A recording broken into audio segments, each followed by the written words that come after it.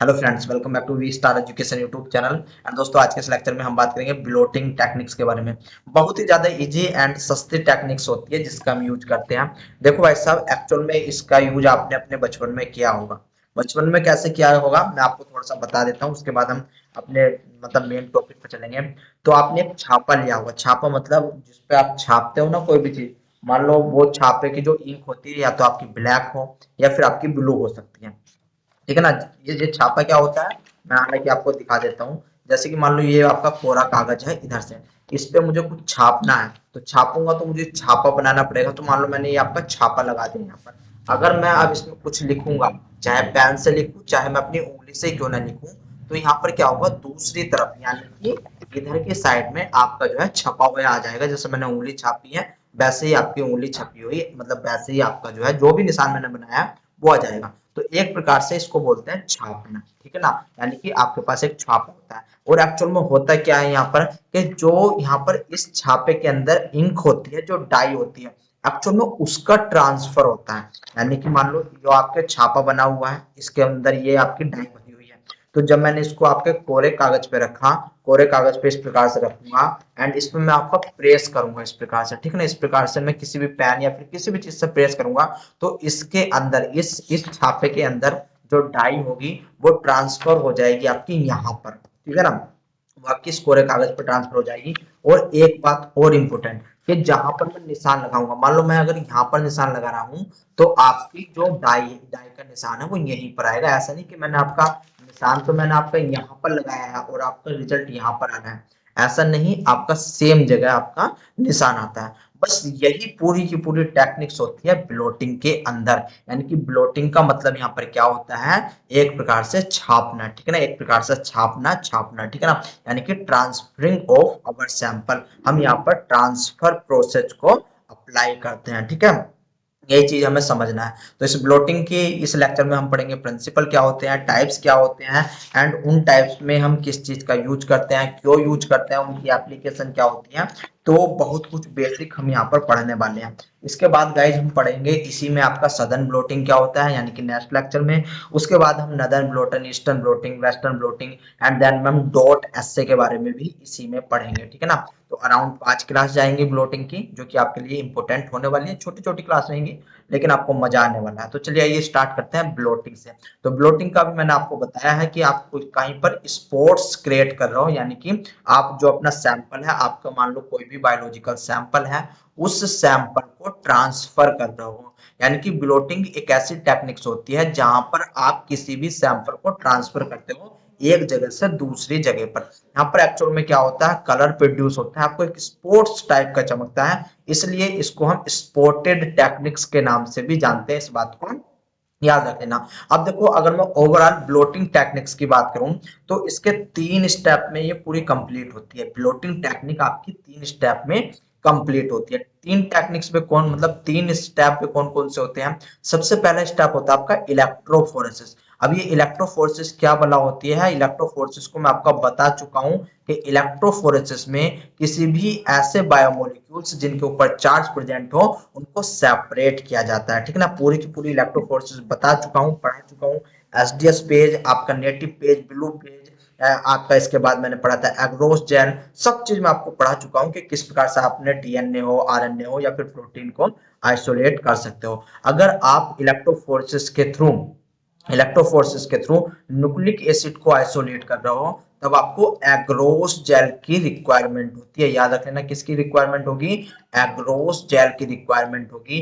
वहीं पर अगर आप इलेक्ट्रोफोर्सेस कर रहे हो फॉर प्रोटीन सेपरेशन, तब आपको पॉली एक्राइड एमाइड जेल इलेक्ट्रोफोर्सेस, जिसको हम पेज के नाम से जानते हैं, तो आपको इस केमिकल की रिक्वायरमेंट होती है। क्या होता है एग्रोज, क्या होता है पेज, मैं आपको इलेक्ट्रोफोर्सेस में बता चुका हूँ। अच्छा, पहले में आपने इलेक्ट्रोफोर्सेस कर लिया, ठीक है ना। अब सेकंड स्टेप क्या होता है, कि हमारा जो है से हमने देखा था इलेक्ट्रोफोर्सेस में कि आपका जो सैंपल है वो एक जेल में आ जाता है। यानी कि मान लो ये आपका जेल है, ठीक है ना। अब इस जेल पे क्या होता है, हमको बैंड मिलते हैं, हमको आपके बैंड मिलते हैं इस प्रकार से। तो इन बैंड को किसी दूसरी मेम्ब्रेन पर ट्रांसफर करना, किसी दूसरी मेम्ब्रेन पर ट्रांसफर करना, एक्चुअल में ये प्रोसेस होता है ब्लोटिंग। यही प्रोसेस है आपका ब्लोटिंग, यानी कि यहाँ पर सेकंड प्रोसेस क्या आ गया, ट्रांसफरिंग आ गया। और इसके लिए हम एक मेम्ब्रेन का यूज करते हैं। इस मेम्ब्रेन की बहुत ही ज्यादा एंड बहुत ही स्पेसिफिक क्वालिटी होती है। एक्चुअल में ये केमिकल रिएक्शन परफॉर्म करता है सैंपल के साथ, यानी कि जो आपका डीएनए हो, आरएनए हो, प्रोटीन हो, उसके साथ ये आपका जो है रिएक्शन करता है, जिसके कारण यहाँ पर आपका covalent and non covalent bond बनते हैं इस मेम्ब्रेन में। ये मेम्ब्रेन आपकी डिफरेंट डिफरेंट होती है, ठीक है ना, मेम्ब्रेन आपकी डिफरेंट डिफरेंट होती है जिनका हम यूज करते हैं। अभी मैं आपको बताऊंगा आगे कौन कौन सी मेम्ब्रेन होती है। तो आपके दो प्रोसेस हो गए। अच्छा, जब हमारे पास आपके मान लो हमने इस मेम्ब्रेन में आपका जो है सैंपल ट्रांसफर कर लिया, ट्रांसफर करने के बाद गाइज हम यहाँ पर क्या काम करेंगे कि आपका फिर हम हाइब्रिडाइजेशन करेंगे। हाइब्रिडाइजेशन का मतलब क्या होता है कि आपका जो है हम प्रोब का यूज करते हैं। अब ये प्रोब क्या बला होती है आगे बात करेंगे, तो अभी वरी करने की बात है नहीं है, ठीक है ना। तो चलिए ये देखते हैं ब्लोटिंग टेक्निक्स किसको बोला जाता है। यानी कि blotting describe the transferring of sample.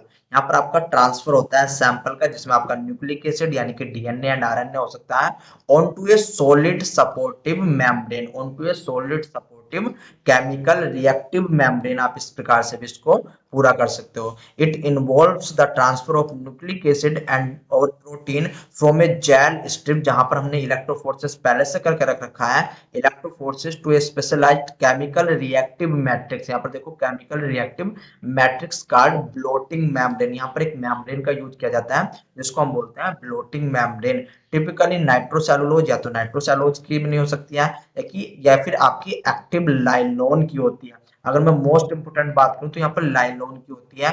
ऐसा क्यों, आगे बताऊंगा कि नाइट्रोसेलुलोज का यूज कम क्यों करते हैं, या फिर अब तो इसका यूज करना बंद कर दिया है, लाइलोन का हम यूज करते हो, चाहे डीएनए का सेपरेशन हो या फिर आपका आरएनए का सेपरेशन हो, ठीक है ना। लेकिन नाइट्रोसेलुलोज का भी किया जाता था, इस बात को याद रखना। On which the nucleic acid present में बिकम इमोबिलाइज्ड। अब देखो यहाँ पर इमोबिलाइज्ड शब्द का मतलब लिखा हुआ है। इमोबिलाइज्ड का मतलब ये होता है कि मान लो अगर आपका ये जेल था, इलेक्ट्रोफोर्सेस में ये आपका जो जेल है, जब आप इसको ट्रांसफर करते हो ना मेम्ब्रेन पर, तो आपका ऐसा नहीं कि ये सैंपल यहाँ पर था, यानी कि डॉट यहाँ पर आ रहा है तो आपको ये डॉट ऊपर नीचे मिले, ऐसा नहीं, बिल्कुल नहीं। ये डॉट बिल्कुल सामने आना चाहिए, यानी कि यहाँ पर आना चाहिए इसके। और जितना बड़ा आपका जेल होता है, जितना बड़ा जेल होता है, सेम उतने ही साइज का हमको यहाँ पर क्या लेना पड़ता है, मेम्ब्रेन फिल्टर लेना पड़ता है। यानी कि यहाँ पर क्या हो रहा है, बिल्कुल इमोबिलाइज कंडीशन रखनी पड़ती है हमको, ठीक है ना। यानी कि इमोबिलाइज कंडीशन रखेंगे, यानी कि ये बैंड हमारा जहां पर बन रहा है, दूसरा बैंड भी हमारा सेम पोजीशन पे बनना चाहिए मेम्ब्रेन के अंदर। इसलिए यहाँ पर बोल रहा है become immobilised in a pattern of similar to present in the original gel, जैसे कि आपके जेल के जैसा था, ठीक है ना। आई बात समझ में। तो ये आपका एक प्रकार से प्रोसेस था। अब ये मैं आपको थोड़ा सा प्रोसेस बता देता हूँ, वो प्रोसेस देखो। यानी कि हमने ओवरव्यू बता रहा हूँ ब्लोटिंग का, यही आपका ओवरव्यू होता है, ठीक है ना। आपके काफी सारे क्वेश्चन यहीं से आ जाएंगे। होता क्या है कि सबसे पहले हमारे पास सैंपल होता है। सैंपल में हमारा कुछ भी हो सकता है, न्यूक्लिक एसिड हो सकता है, डीएनए आरएनए हो सकता है, या फिर हमारा प्रोटीन होता है। तो इसका हम क्या काम कराएंगे, इलेक्ट्रोफोरेसिस कराएंगे। इलेक्ट्रोफोरेसिस एक सेपरेशन प्रोसेस होता है। देखो भाई साहब, जब कभी भी आपको डीएनए आरएनए का या फिर प्रोटीन का सेपरेशन करवाना हो, तो उसके लिए आप तीन टेक्निक्स का यूज करते हो। एक होती है आपकी क्रोमेटोग्राफी, क्रोमेटोग्राफी में भी आपका सेपरेशन होता है, बात याद रख लेना, ठीक है ना। दूसरी होती है आपकी इलेक्ट्रोफोरेसिस, इलेक्ट्रोफोरेसिस में भी आपका सेपरेशन होता है। तीसरी होती है आपकी सेंट्रीफ्यूगेशन, तीसरी होती है आपकी सेंट्रीफ्यूगेशन, इसमें भी आपका सेपरेशन होता है on the basis of RPM, round पर मिनट, ठीक है ना, राउंड पर मिनट। एंड इसमें टाइमिंग आपका देखा जाता है। इलेक्ट्रोफोर्सेस में क्या होता है, चार्ज एंड मास के बेस पे, चार्ज एंड मास के बेस पे सेपरेशन होता है। सेंट्रीफ्यूगेशन पे आरपीएम के बेस पे होता है। एंड क्रोमेटोग्राफी में क्या होता है, यहाँ पर एक्चुअल में आपके 5 प्रिंसिपल आते हैं। Adsorption principle, size exclusion principle, gel filtration, gel permeation जिसको हम बोल देते हैं। तो मैंने आपको क्रोमेटोग्राफी भी पूरी करवा रखी है, ठीक है ना, पूरी क्रोमेटोग्राफी मैंने आपको करवा रखी है। तो हमने यहाँ पर क्या काम किया, चाहे तो हमने मान लो डीएनए ले लिया, ठीक है ना, हमने आपका डीएनए उठा लिया। डीएनए उठाने के बाद हमने इसको इलेक्ट्रोफोरेसिस करवा लिया, जहां पर जो हमारा डीएनए है, डीएनए हमारा जो है अलग हो गया, ठीक है ना। डीएनए हमारा जो है अलग अलग हो गया। मान लो ये जो सैंपल था, ऐसे ही नहीं कि मान लो यहाँ पर देखने की कोशिश करो, आपने एक जीनोम मतलब बैक्टीरिया लिया है, कोई बैक्टीरिया का पूरा जीनोम यहाँ पर आपने उठा लिया। अब यहाँ पर आप क्या काम करोगे कि ये तो बहुत बड़ा फ्रेगमेंट है, इस फ्रेगमेंट को आपको कम करना है, तो यहाँ पर आप यूज करोगे रेस्ट्रिक्शन एंजाइम्स का। रेस्ट्रिक्शन एंजाइम्स की ये खासियत होती है कि भाई साहब हम ये बता सकते हैं कि इस डीएनए में कट आपका कहाँ पर लगा हुआ होगा, ठीक है ना। हम ये आपका लैब में तैयार करते हैं रेस्ट्रिक्शन एंजाइम्स, तो हमें पता जाता है कि आपका कट कहाँ पर लगा हुआ होगा। तो इसके बाद हम ये यहाँ पर क्या काम करते हैं, जो आपका डबल स्टैंडर्ड डीएनए होता है, ये रेस्ट्रिक्शन एंजाइम्स के बाद क्या होता है, यहाँ पर आपका कट लग जाता है, लेकिन अभी भी ये आपका डबल डबल स्टेट में रहता है, यानी कि डबल नेचर में आपका रहता है, डबल डबल स्टैंडर्ड डीएनए ही बना हुआ रहता है। यहाँ पर मान लो आपने जो है ये उठाया, इसको उठाने के बाद आपने इलेक्ट्रोफोरेसिस कर दिया, यहाँ पर आपको अराउंड 10 बैंड्स मिले। इन 10 बैंड्स को अब आप क्या काम करोगे, ये जो 10 बैंड्स होते हैं, मान लो ये डबल स्टैंडर्ड डीएनए के हैं, अगर डीएनए है तो इनको क्या काम करोगे, इनको आपको लीनियर पोजीशन में लाना पड़ेगा, यानी कि इनको सिंगल स्टैंडर्ड बनाना पड़ेगा। इनको आपको सिंगल स्टैंडर्ड बनाना पड़ेगा। सिंगल स्टैंडर्ड क्यों बना रहे हैं वो हम अभी बताएंगे। या फिर अगर आपका आरएनए है तो आरएनए में जो सबसे ज्यादा सेकेंडरी स्ट्रक्चर होती है, यानी कि टी शेप की स्ट्रक्चर जो होती है वो आपकी पाई जाती है, कुछ इस प्रकार से वो आपकी स्ट्रक्चर होती है, ठीक है ना। अगर आपको कुछ याद आ रहा होगा तो यहाँ पर जो है इस प्रकार की आपकी जो है स्ट्रक्चर होती है, ठीक है। तो इसको भी क्या काम करना होता है, इसको भी हमको लीनियर में लाना होता है, यानी कि डबल स्टैंडर्ड डीएनए का हमने बना लिया सिंगल स्टैंडर्ड डीएनए, और अगर आरएनए है तो इसको भी हमने सिंगल स्टैंडर्ड डीएनए में बना लिया। या फिर अगर प्रोटीन हुई तो प्रोटीन हो सकता है सर्कुलर फॉर्म में हो, या फिर प्रोटीन हो सकता है कि आपकी जो है एक प्रकार से आप कह सकते हो कॉम्पैक्ट हो, तो उसको भी हमको लीनियर फॉर्म में लाना पड़ता है। यानी कि हम प्रोटीन के लिए अलग केमिकल का यूज करेंगे, आरएनए के लिए अलग एंड डीएनए के लिए अलग केमिकल का यूज करते हैं, जिसके कारण ये क्या होगा, अपने सिंगल स्टैंडर्ड में यानी कि अपने जो है सिंगल लीनियर फॉर्म में आ जाएंगे। इसके बाद हम क्या काम करते हैं, अब हम इसको ट्रांसफर करते हैं मेम्ब्रेन पर, यानी कि इलेक्ट्रोफोरेसिस कर लिया, सिंगल मेम्ब्रेन में कन्वर्ट कर लिया, अब इसको हम ट्रांसफर करते हैं मेम्ब्रेन पे। अब ये मेम्ब्रेन पे जो है आपकी ट्रांसफर हो जाएगी। ट्रांसफर हो रही मतलब इमोबिलाइज कंडीशन में एक प्रकार से प्रिंटेड हो रही है, दूसरी जगह जाकर के हम छाप रहे हैं, तो ट्रांसफर होगी, जिसको हम बोल रहे हैं ब्लोटिंग टेक्निक, ठीक है, इसी को बोल रहे हैं ब्लोटिंग टेक्निक। अब यहाँ पर क्या होता है कि जो आपकी मेम्ब्रेन है, मान लो ये आपकी मेम्ब्रेन है, एंड जो आपका सैंपल है, प्रोटीन हो, डीएनए हो, आरएनए हो, इसका जो है हमको इंटरेक्शन करवाना पड़ता है, इसको फिक्स करवाना पड़ता है मेम्ब्रेन के ऊपर, जिससे कि फर्दर जब हम इसको आगे फर्दर और अलग अलग कंडीशन होती है उनके लिए ले जाए तो ये आपके रिमूव ना हो, ठीक है ना, यानी कि आपकी जो है हटे ना ये, ठीक है। तो उससे क्या होगा, हम फिक्स कराएंगे। फिक्स कराने के लिए आपके अलग अलग कंपोनेंट होता है, डीएनए के लिए अलग, आरएनए के लिए अलग, प्रोटीन के लिए अलग, जो कि मैं आपको आगे बताने वाला हूँ। फिर इसके बाद क्या काम करेंगे, इस पे हम आपका प्रोब को अप्लाई करेंगे। अब ये प्रोब क्या बला होती है, तो भाई साहब ये आपकी ओलिगोन्यूक्लियोटाइड की बनी होती है, एक शॉर्ट ओलिगोन्यूक्लियोटाइड सीक्वेंस होता है जिसकी ये आपकी बनी हुई होती है। या फिर आप जो है सिंगल स्टैंडर्ड आरएनए का यूज कर सकते हो, या फिर आप सिंगल स्टैंडर्ड डीएनए का यूज कर सकते हो। आई बात समझ में। एंड इस प्रोब के साथ हम यूज करते हैं, या तो आपका जो है किसी भी फ्लोरोसेंट को यूज कर सकते हैं, ठीक है ना, फ्लोरोसेंट को यूज कर सकते हैं, एंजाइम्स को यूज कर सकते हैं इस प्रोब के साथ। अगर प्रोटीन हुई तो आपका एंजाइम्स का यूज होता है, डीएनए आरएनए हुआ तो किसी फ्लोरोसेंस यानी कि स्टेनिंग का यूज कर सकते हैं, या फिर रेडियो लेवल का यूज कर सकते हैं। किसका यूज कर सकते हैं, रेडियो लेवल का यूज कर सकते हैं। मैं आपको थोड़ा सा रेडियो लेवल बता देता हूँ।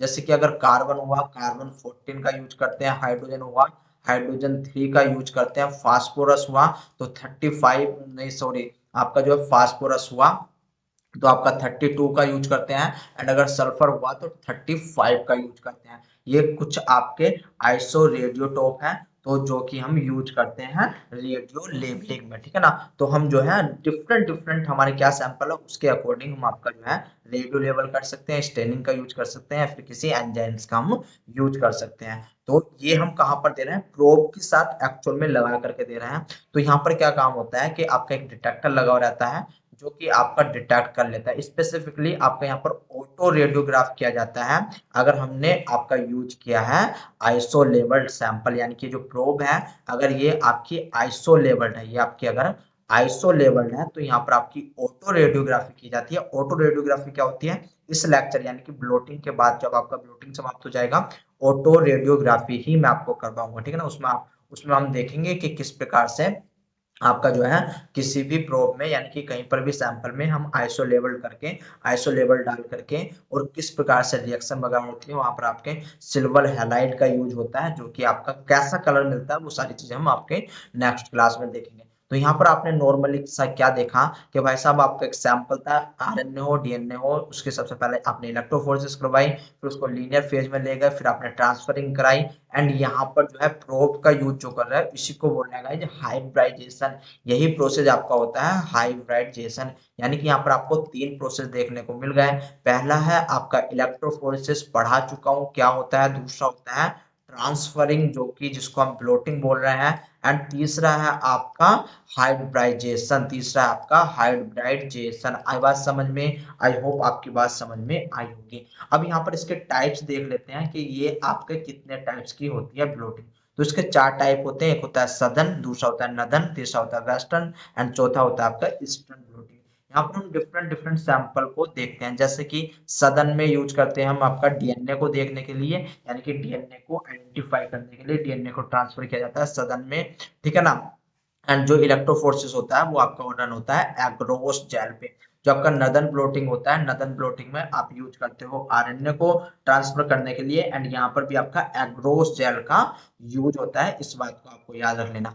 वेस्टर्न ब्लोट में हम क्या काम करते हैं, यहाँ पर हम देखते हैं यानी कि ट्रांसफर करते हैं प्रोटीन को। एंड यहाँ पर याद रख लेना एग्रोस जेल इलेक्ट्रोफोरेसिस का भी यूज होता है, लेकिन बहुत कम ही से यूज करते हैं हम। जो अगर प्रॉपर वे में बात करें तो पॉलीएक्राइलमाइड जेल इलेक्ट्रोफोरेसिस का ही यूज करते हैं ब्लोटिंग के लिए, ठीक है ना, यानी कि वेस्टर्न ब्लोटिंग के लिए। एक होता है आपका ईस्टर्न ब्लोटिंग। ईस्टर्न ब्लोटिंग में आप क्या काम करते हो, यहाँ पर आप देखते हो पोस्ट ट्रांसलेशन प्रोटीन की, यानी कि इसकी आप जो है स्टडी करते हो, तो यहाँ पर ट्रांसफर किसका करोगे, पोस्ट ट्रांसलेशन प्रोटीन का करोगे। और इसके लिए भी जो इलेक्ट्रोफोरेसिस में आप यूज कर रहे हो वो करोगे आप पेज का, ठीक है ना। इसका यूज करोगे आप, पेज का यूज करोगे। यहाँ पर देखो और भी बहुत सारी ब्लोटिंग लिखे हुए हैं जो कि आपसे पूछी जाती है। स्पेसिफिकली जो ईस्टर्न वाली है ये यूज हो रही है पोस्ट ट्रांसक्रिप्शनल मॉडिफिकेशन के लिए। तो आपसे पूछा जाता है मिडिल ईस्टर्न अगर ब्लोटिंग हो रही है तो वहां पर आप किस किस चीज का सेपरेशन करते हो। तो याद रख लेना वहां पर आप जो है मतलब आप जो है ट्रांसफर कर रहे हो आरएनए एंड डीएनए को, अगर आपका मिडल ईस्टर्न हो रहा है। अगर आपका फार ईस्टर्न होता है जो कि आपसे पूछा भी जा चुका है, तो यहाँ पर आपकी लिपिड एंड पीटीएम, पीटीएम मतलब post transcriptional modification, post transcriptional modification का आप यूज करते हो।